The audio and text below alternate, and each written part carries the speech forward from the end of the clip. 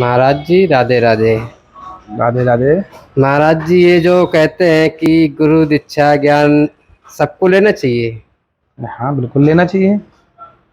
इसके बारे में बहुत से लोग कहते हैं कि हमारी जैसे इच्छा है हमने तो ले लिया, हम्म। कि हमारे बच्चे वगैरह हैं हम्म। वो कहते हैं गुरु ना करो। गुरु पहले गुरु होते माता पिता, हम्म। दूसरे गुरु जिन्होंने हमको शिक्षा दी, स्कूल में पढ़े लिखे।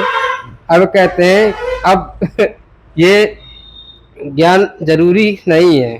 इसके विषय में आप क्या कहना चाहते हैं? देखिए, प्रथम गुरु माता पिता तो हैं, उनके बगैर पूरा जीवन हमारा बेकार है। सबसे पहले हमें अपने माता पिता की ही सेवा करना हाँ। चाहिए। इसके बाद जो समय बचे, यदि आपके पास समय बचता लगता है कि हाँ हमारे पास समय है पूजा करने लायक, थोड़ा सा भजन करने लायक, तो वो बिना गुरु के नहीं हो सकता है। यदि आपको माता पिता चलना नहीं सिखाएंगे तो आपको पता कैसे चलेगा, कैसे बोलना नहीं सिखाएंगे कैसे पता चलेगा कि बोलते कैसे हैं। तो माता पिता गुरु होते हैं, जन्म दिया उन्होंने, आपको पालन पोषण करके बड़ा करके आपको उस योग्य बनाया कि इस संसार में आपको अब आकर हाँ हाँ। अपने अनुसार जीना है।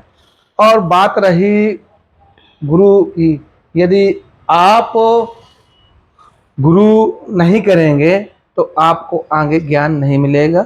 लेकिन जैसा महाराज जी कह रहे हैं, बच्चे की अब जो हम शिक्षा ले रहे हैं, कॉलेज जा रहे हैं, वो गुरु हैं, वो हम लोग उसका मान सम्मान करते हैं।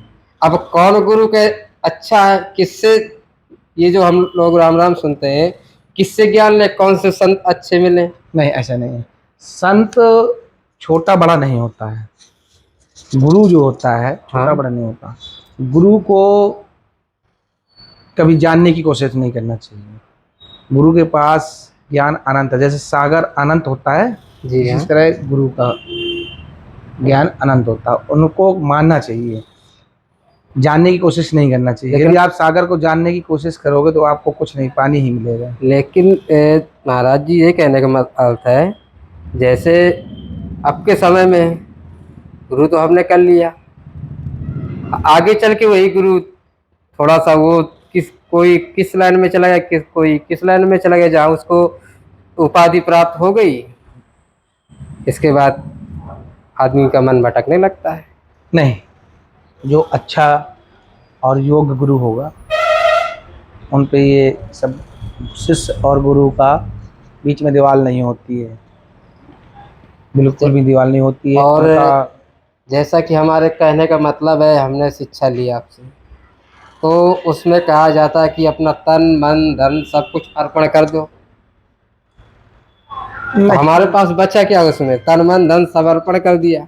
जिस समय सेवा भाव होता है, गुरु और शिष्य का मिलाप हो, उस समय सारी माया मोह त्याग कर अपने गुरु की बातों को मानना, गुरु की बातों की को स्वीकार करना, उस समय उस क्षण।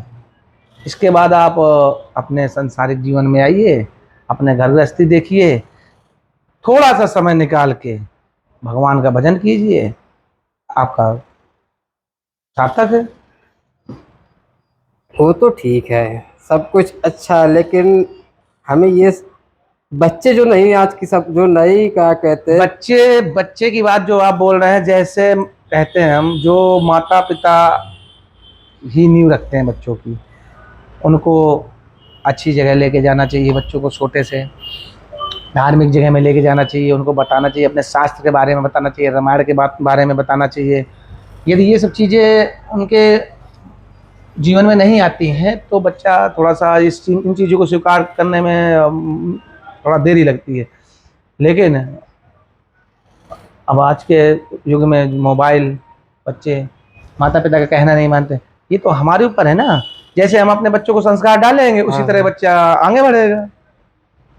बच्चे आगे बढ़ना भी चाहते हैं। अब जैसे हुआ, क्या कहते हैं, एक तरफ माता पिता खड़े हैं, एक तरफ गुरुजी खड़े हैं, तो बच्चे सबसे पहले पैर किसके छुए? माता पिता के। लेकिन गुरु भी तो बड़े हैं। नहीं, माता पिता सबसे पहले गुरु तो माता ही पिता है ना, इसके तो बाद गुरु का। अगर गुरु नहीं किया जाता तो क्या कहते हैं कि मनुष्य का जीवन बेकार है? गुरु के बिना जीवन बेकार नहीं है। यदि हमें अपने सांसारिक जीवन में अपने से कुछ थोड़ा सा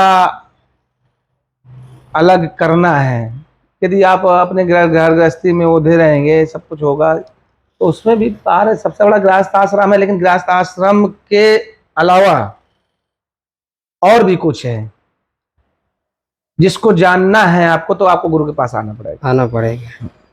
हाँ, कहते हैं कि अगर माता पिता की सेवा कर लो तो सार्थक है, सार्थक। बिल्कुल फिर 100% सार्थक है। फिर गुरु इसके क्यों? बाद जो समय निकलता है आपके पास, इसके बाद थोड़ा सा भी समय निकलता है तो आप कर सकते हैं। ओके। ओके।